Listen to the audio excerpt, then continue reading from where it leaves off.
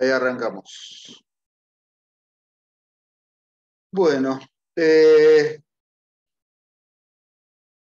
lo que hoy es el territorio argentino se fue conformando, como lo conocemos, de una manera más o menos lenta en los primeros años de la conquista española, porque lo que tenemos que admitir es que la unificación del territorio se da a partir de esa conquista. Antes teníamos distintos pueblos, naciones originarias y demás, que convivían a veces en conflictos, guerras, invasiones, etcétera, etcétera, ni más ni menos que humanos, también haciendo intercambios comerciales o alianzas políticas y influencias culturales, pero no había ningún concepto de un gran territorio unificado bajo una sola autoridad. Esto empieza a darse con ¿cómo se llama? Con la conquista española y se termina a principios del siglo XX. Y si se quiere, y admitimos no lo admitimos, para la mayoría de nosotros es así, pero todavía no estamos integrando completamente el territorio que reivindicamos por el tema de Malvinas. Pero bueno, son discusiones históricas y procesos históricos muy largos y complejos. Pero bueno, la cuestión es que podemos tomar como punto de partida, un poco por el recorte que nos pide, la conquista española, ver cómo se fue consolidando en el primer siglo y medio. Piensen que la mayoría de las ciudades argentinas se fundan, incluida y desde 1540 Asunción como población definitiva, no como la primera de Buenos Aires y demás. 1550 Santiago del Estero, que sufrió varios traslados, y entre esas fechas de mediados del siglo XVI hasta fines del siglo XVI se fundan la mayoría de las actuales capitales y algunas otras ciudades de lo que es el actual territorio de la República Argentina y lo que fue más extenso el Virreinato del Río de la Plata ya en el siglo XVIII. Cuando llegamos al siglo XVIII, el territorio estaba ya más o menos conformado y había diferencias políticas, culturales y demás dentro de lo que era una gran dependencia del Virreinato de Lima. Pero por la escasez de la población, por las diferencias de las poblaciones originarias que fueron asimiladas de distintas maneras a la nueva sociedad colonial, se van generando como núcleos de población y zonas de influencia más o menos homogéneas, todavía no demasiado, pero bastante, que se van a empezar a reconocer por unas ciertas identidades, obviamente en transformación, obviamente cambiantes, pero que empiezan a tener rasgos característicos y algunos de ellos se fueron transmitiendo hasta ahora. Todo el mundo sabe, o más o menos, o debería saberlo, que por ejemplo la forma de hablar de Córdoba tiene mucho que ver con la tonada cordobesa, con la tonada de los comechingones. Que la tonada santiagueña tiene mucho que ver con las poblaciones quichuas que en algún punto empezaron a llegar huyendo y refugiándose de en el monte santiagueño del avance de los españoles, y en otro punto fueron trasladados compulsivamente son poblaciones vencidas reubicadas en condición servil por los conquistadores. Lo mismo con la forma de hablar y con ciertos usos y costumbres y arquitecturas también y objetos en el litoral, etcétera, etcétera.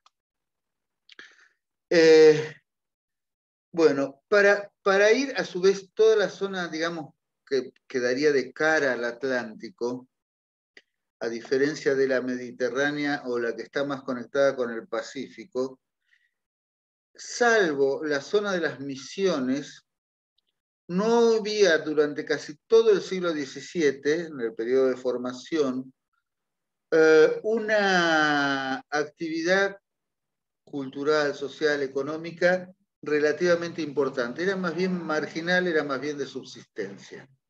El gran centro productor de toda esta fachada atlántica, aunque también son territorios interiores, pero muy bien comunicados por los ríos, por los grandes ríos, Paraná, el Uruguay en menor medida, y el de la Plata, con Europa, pese a las restricciones impuestas por el monopolio español de flotas y galeones, que los comerciantes de Lima sostuvieron a rajatabla, pero que por lo menos el intercambio interno y el intercambio externo a través del contrabando, que también lo vamos a ir nombrando, permitió subsistir y hay permisos parciales. Las exportaciones a veces se autorizaban por real cédula.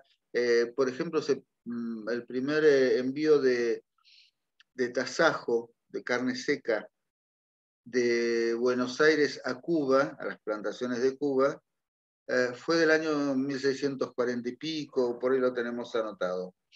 Pero no era un comercio regular, los comerciantes de Buenos Aires lo pedían, pero los de Lima se oponían, porque tenían todo el circuito controlado y esto era poder también para ellos.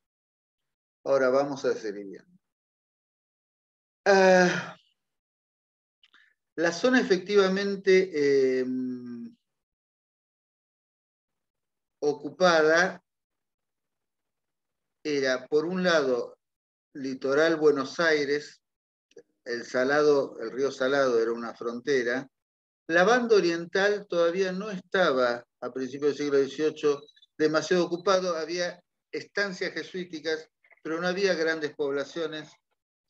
Los portugueses, en su avance hacia el sur, es que fundan Colonia del Sacramento, y Montevideo es una de las fundaciones tardías del Imperio Español, como Concepción del Uruguay o Carmen de Patagones, o Los Ángeles y San Francisco en California. Entonces, tenemos acá una región o una parte de toda esta región de los grandes ríos, del litoral, con un núcleo muy poderoso, muy fuerte y con mucha autonomía, que son las misiones jesuíticas. Y son grandes productores de mercancías, de objetos, grandes transformadores de la materia prima para hacer diversos productos. Eran grandes productores, las misiones, de alimentos, yerba, granos, cultivos de varios, de mobiliario, de instrumentos musicales, ni que hablar de la arquitectura, que en el siglo XVIII alcanzó cotas de mucha altura, mucho desarrollo, con maestros venidos de Europa. La Internacional Jesuita traía maestros de toda Europa, y por su vocación, Domenico Seipol es un músico que podría haber brillado en cualquier corte europea, pero se dedicó a trabajar en las misiones con esa fe evangelizadora. Bianchi, el arquitecto Bianchi, Gian Andrea Bianchi o Giovanni Andrea Bianchi, Blanqui le dicen, el que hizo el Cabildo de Buenos Aires, la Iglesia del Pilar, varias de las iglesias, trabajó en San Ignacio, en la Catedral de Córdoba, en San Miguel de las Misiones, algo hablamos, en varios lugares. También era un arquitecto de bastante prestigio de segundo orden, pero podría haber tenido buenos encargos en Roma o en Milán o en cualquier corte europea. Pero bueno, en el siglo XVIII, habíamos hablado algo la clase pasada, se empieza a producir un cambio muy importante, tanto en lo político como en lo económico, dentro de lo que es Europa y todas sus zonas de influencia. Uno de los que más nos afecta a todos es el ascenso de los Borbones en España después de la Guerra de Sucesión, que implicó la paz con Inglaterra, la paz con Austria, la paz con Francia, la paz con cada uno de esos tratados que se van generando, una serie de concesiones, entre otras la apertura del puerto de Buenos Aires para el mercado de esclavos. Felipe V se lo había dado a la compañía de Guinea, creo que era la de Guinea francesa, pero después se la dan a la compañía de capitales británicos, y por eso empieza a desarrollarse ya sistemáticamente la producción de carne seca, por lo tanto el salir a cazar en masa al ganado cimarrón que había quedado y prosperado salvaje, que se había escapado de la primera fundación de Buenos Aires. Se empieza a aprovechar el cuero. Esto es en la zona sur. Mientras tanto, se da de una manera bastante bárbara todavía, principios del siglo XVIII, pero vamos a empezar a ver el ascenso económico de Buenos Aires a partir de estos elementos. Con la tradición del siglo anterior del contrabando y los intercambios no muy legales, por lo menos a la legalidad vigente en aquel entonces, con el Brasil. En algún momento las coronas estuvieron unidas desde fines del siglo XVI hasta mediados del siglo XVII.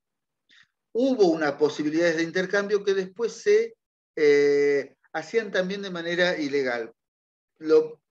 Vamos a ver los asientos, los documentos que en el siglo XVII daban los comerciantes de Buenos Aires sobre el contrabando ejemplar, que le decían al rey que si ellos no contrabandeaban, la corona se quedaba sin el último bastión en el sur para defender sus intereses.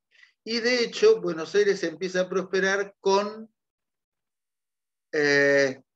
Brasil va avanzando hacia el sur, se va terminando, se va agotando el ciclo de la caña de azúcar y empieza el ciclo del oro y de las piedras preciosas con el descubrimiento de Minas Gerais, y la capital pasa a Río de Janeiro desde Salvador de Bahía, la presión hacia el sur va a ser ya permanente y recién se resuelve con la creación del Estado del Uruguay, de la República Oriental del Uruguay, en el siglo XIX. Habíamos dicho, la fundación de Colonia de Sacramento.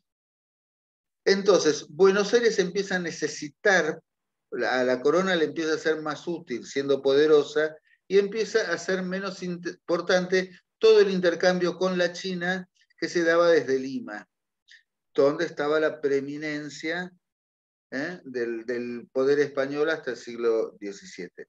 Este poder también va decayendo lentamente, no quiere decir que se borrara, pero empieza a ser menos importante o empieza a compartirlo con ciudades que hasta ese momento eran absolutamente marginales, como Buenos Aires.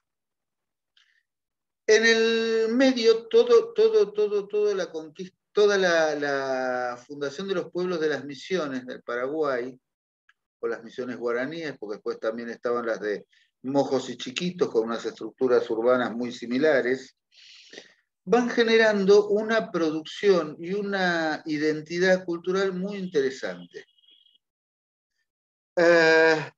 Otra de las cosas que también vamos a ver respecto de las otras regiones de lo que ahora es la Argentina, es que ya en el siglo XVIII la producción del Potosí empieza a decaer. lo que había sido el centro del poder económico, ¿ah? La Villa Rica del Potosí, con Lima como la salida de ese metal, empieza a decaer y empiezan a buscarse otros elementos, y con el retroceso de España, lo que empiezan a hacer los Borbones, sobre todo Carlos III, es tratar de asegurar las fronteras para que ese decrecimiento, esa contracción del imperio, se pueda por lo menos frenar. Pero bueno, estas regiones que se van conformando, ya lo hablamos, todo lo que tenga que ver con la región guaranítica, Santa Fe, que en principio tenía poder sobre entre lo que hoy es Entre Ríos, Corrientes como un punto de intercambio entre el área jesuítica, Asunción y Buenos Aires, por eso se funda, y finalmente Buenos Aires con un dominio territorial bastante acotado. En lo que es el sur de Brasil actual, Río Grande, algo del estado de Paraná y demás, también era zona de la influencia de las misiones, y que es la que está siendo presionada por la corona portuguesa. Presionada y amenazada por la corona portuguesa. Córdoba tiene una centralidad, sobre todo durante todo el siglo XVII y gran parte del siglo XVIII, que también explica en gran medida la rivalidad y la actitud de los cordobeses hacia Buenos Aires. Eso es muy interesante, cómo culturalmente y políticamente todavía eso se sigue notando, porque no hemos podido armar una integración política o una cosa que pueda ensamblar bien algunas cuestiones. Cuyo, que dependía de la Capitanía de Chile, que era subsidiaria también de Lima, pero con cierta autonomía, recién se integra a Buenos Aires con la creación del Virreinato del Río de la Plata a fines del 18. El noroeste, lo que después fue la intendencia en la creación del Virreinato de Salta de Tucumán, toda esta zona eran economías subsidiarias del Potosí. Por lo tanto, tuvieron su auge y su consolidación más temprana que la de la zona del Río de la Plata.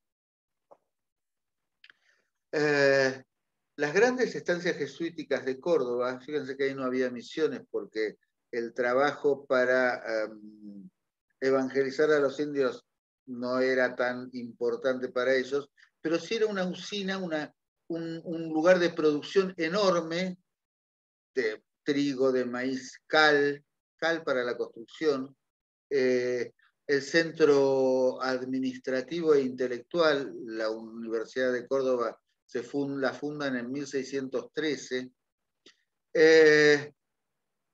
Las producciones de alimentos, de vinos, aguardientes, de trigo y maíz, maíz no tanto, pero sí trigo seguro, en Cuyo también alimentaban y se comercializaban hacia el Potosí, lo mismo que la producción de carretas en Tucumán, lo mismo que todo el camino. Las recuas de mula que se criaban en las estancias de Santa Fe y de Córdoba y que iban al Potosí, hacían invernada en Salta. Entonces había una gran feria en Salta donde bajaban los compradores de Potosí y se vendían. Por eso el auge de Salta, iban por la quebrada, después subiendo hacia el altiplano.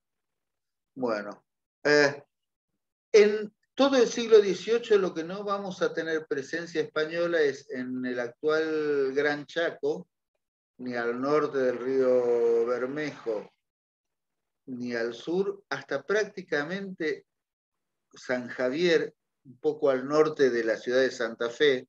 Los avipones que habitaban las islas y estas zonas eran irreductibles prácticamente. Había estancias jesuíticas en algunos puntos de Santa Fe, pero estaban más hacia el sur. El río San Javier era como no, San Javier, sí, era prácticamente una frontera. Se podía trabajar o estar más o menos tranquilos en la zona, pero las incursiones de los mocovíes y de los avipones eran muy frecuentes. Y había zonas que directamente los españoles prácticamente no podían pisar. Por eso la influencia y el gran puerto de Santa Fe fue en principio la bajada, lo que hoy es Paraná. Así que bueno, con estas idas y vueltas, con economías de subsistencia algunos, otros con excedentes que se comercializaban en el Potosí, y otros, como los jesuitas, con excedentes que se comercializaban en su área de influencia y se llevaban también a Córdoba, se empiezan a producir esas primeras comunidades con cierta identidad distintiva unas de otras. Vayamos a empezar por el lugar que mayor desarrollo relativo tuvo de este lado, hacia el este, que son los pueblos de las misiones, y que influyeron e influenciaron en otras poblaciones. Corrientes era muy parecido durante muchos años a un pueblo de las misiones. Lo único que tenía manzanamiento cuadrangular. Asunción era una ciudad casi jesuítica. Y hoy por hoy vemos los ejemplos más tempranos, que es muy interesante esto. Si bien los jesuitas venían de Europa y tenían una cultura arquitectónica y una cultura de producción de objetos muy europea, así como conservaron y trataron de influenciar e incorporar a la cultura europea y a la religión católica a los pueblos donde se asentaban, en esta zona básicamente guaraníes, de distintos grupos guaraníes, conservaron el idioma, lo codificaron. Hay todavía grupos de guaraníes que dicen que el guaraní que se habla en Paraguay no es guaraní porque lo inventaron los jesuitas. Lo siguen diciendo en algunos pueblos de Misiones, Lombiá sobre todo. Estos son abás guaraní, el grupo más incorporado por los jesuitas en esta zona. Y se codifica y se transcribe, se hace una lengua con escrituras, cosa que no tenía hasta ese momento. Y los edificios, por cuestiones de clima, por cuestiones de disponibilidad de materiales, por cuestiones de asimilarse también, de tratar de comprenderse con el pueblo que estaban incorporando, conquistando de una manera muy distinta a la violenta, trabajan sobre los poblados semipermanentes que construían los guaraníes, eran grandes cobertizos. Todavía hay algunos pueblos que tienen parentescos en la Amazonía, en el Mato Grosso, que siguen construyendo las casas comunales con grandes bajas, grandes aleros, porque lo que necesitaban era sombra y protegerse de la lluvia. Entonces, estos grandes aleros, esta iglesia es en Yaguarón, que es cerca de Asunción, y es franciscana. Pero la tipología es la que van sintetizando los jesuitas. Fíjense, las estructuras de madera, generando la espacialidad nueva. A todos los pueblos originarios, desde Norteamérica hasta el sur, en principio les resultaba insoportable la idea de entrar a la casa de un dios, porque era imposible en su tradición, en sus tradiciones. En México surgen lo que se llaman las capillas posas o capillas abiertas, que son un gran nicho en la pared de la iglesia, donde en un espacio se hacían las ceremonias, donde estaban los fieles indígenas originarios, porque no admitían entrar a la iglesia. Fue todo un proceso de asimilación muy lento que se fue dando. Entonces también todos estos grandes aleros servían un poco para eso. Las plazas de los pueblos de las misiones daban ese mismo, servían para ese mismo fin. Y aparte, como estas construcciones, estas paredes eran de tapia, de tierra apisonada, lo vamos a ver un poco más la clase que viene, necesitaban en esta región también de esos aleros para proteger el barro y no tener que estar reconstruyéndolo permanentemente. Los campanarios, después, fíjense que tienen forma de mangrullo. También servían de torres de vigía. Y esto se utilizó hasta el siglo XIX tardío en La Pampa, en la zona de la frontera contra los indios. Pero es una construcción de una torre muy esquemática, pero fíjense, todas las edificaciones eh, con aleros para protegerlas del sol y de la lluvia. Las rejas y los movimientos de acción, las piezas de accionamiento de las puertas eran pivotes o cosas de madera. Había muy poca disponibilidad de hierro y el hierro que venía de España no se producía en América. Era muy caro y se retaseaba mucho la utilización porque servía para fabricar armas. Y entonces había que evitarlo y controlarlo a toda costa. Tenemos 10 minutos. No seguimos. Les pido que terminen de ver el coso y lo seguimos hablando el lunes que viene. Bueno. Este es un trabajo con problemas estructurales y de asiento que, bueno, tienen todas las obras. Ladrillos. Este tipo de formas los vamos a ir viendo con más detalles. Pero no quiero dejar de mostrar cómo trabajaban todo el arco de los bienes sagrados y profanos que necesitaban. Imágenes religiosas, en principio más primitivas en su diseño o en su factura, pero con una expresividad que hay varias teorías al respecto. Una es hasta que los guaraníes fueron adquiriendo la maestría para representar la figura humana, empezaron con esto, con figuras más toscas. Pero también puede ser, no sé si las ven bien, después de todas maneras la revisan, las formas son bastante hieráticas, remiten en gran medida al cristianismo primitivo, a las imágenes que conservó Bizancio. Puede ser que hayan visto en este hieratismo también una necesidad de conectar con la espiritualidad anterior de los guaraníes y de los pueblos originarios en general, porque si tenían alguna deidad o alguna representación, normalmente era mucho más hierática y menos naturalista. Si hubieran visto una imagen barroca, es probable que lo hubieran rechazado o no hubieran creído en la divinidad de eso. Creo que está todavía bastante en discusión. Mobiliario y el urbanismo es central, porque si estamos hablando en Europa en el periodo barroco, y acá estamos hablando de un barroco mestizo, que es muy interesante. Ya en el siglo XVIII, cuando se reconstruyen varios pueblos, o se van consolidando y haciéndose más poderosos, que fue lo que les provocó la ruina también. Los jesuitas llegaron a tener tanto poder que las cortes europeas empezaron a querer eliminarlos, sobre todo franceses, españoles, portugueses, y algunos otros reinos, el de Cerdeña y demás.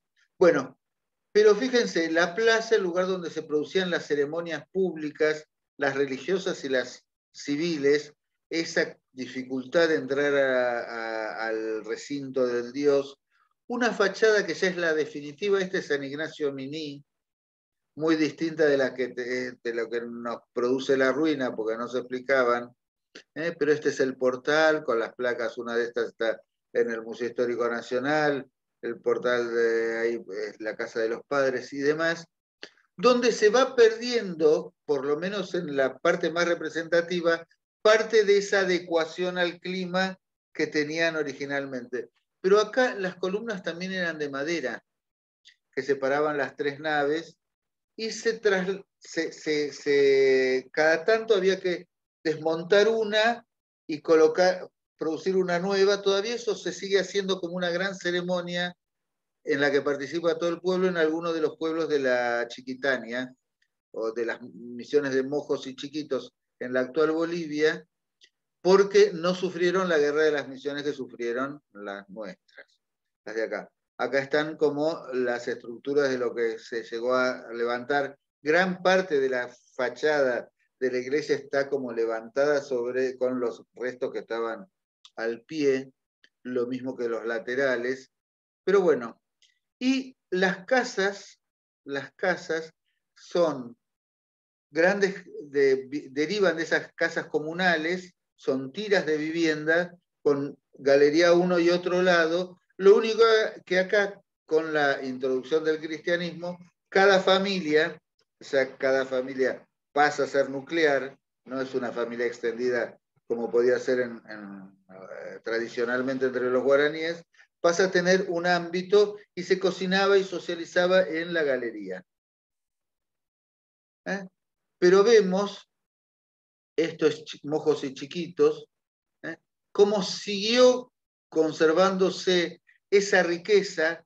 El barroco de estos lugares es esplendoroso, pero las estructuras en algunos casos sobrevivieron las tradicionales, no hubo esa impronta, pero en otros también se recurre a la arquitectura metropolitana para darle un aire de dignidad.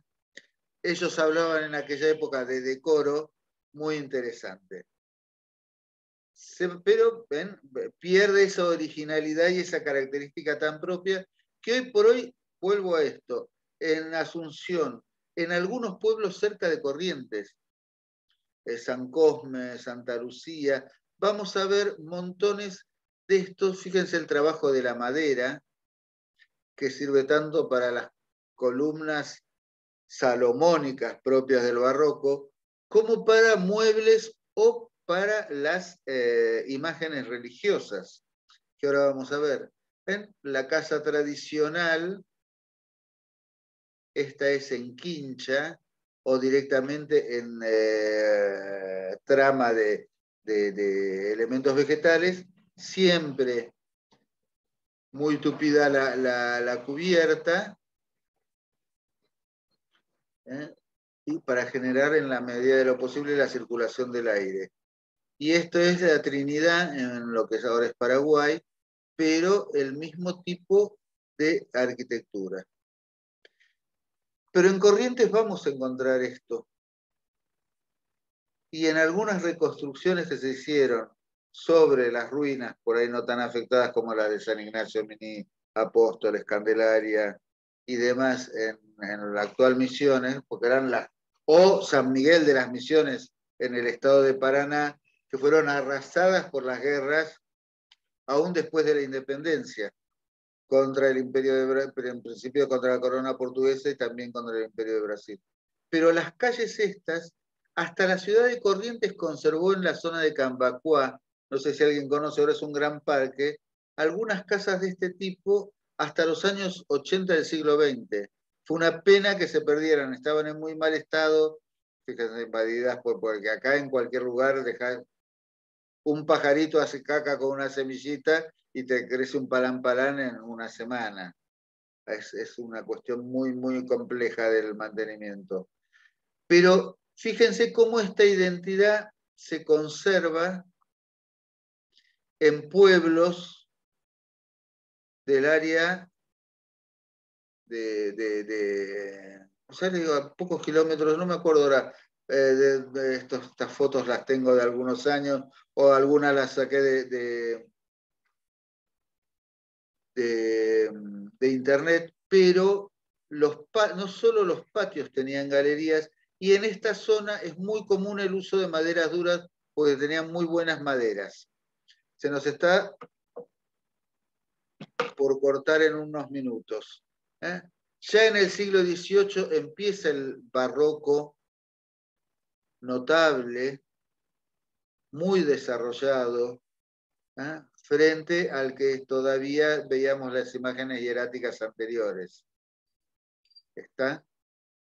Como la madera policromada, como el trabajo de la expresión, pero las figuras siguen teniendo algo de hieratismo, por eso nos parece ser que es cierta esta explicación de la necesidad de volver a cierta cuestión más primigenia para conectar con la espiritualidad de los guaraníes. Textiles mestizos de las rendas y los encajes españoles, las mujeres guaraníes terminan haciendo el ñandutí, la tela de araña. Les recomiendo que vean esto porque también hay una cuestión del ñandutí como cosa doméstica, pero no como cuestión representativa en la sociedad paraguaya actual, y algo también pasa se vende para el turismo, se tiene mucho orgullo, pero yo en mi casa no lo uso porque es cosa de indio. Todavía ese prejuicio puede existir.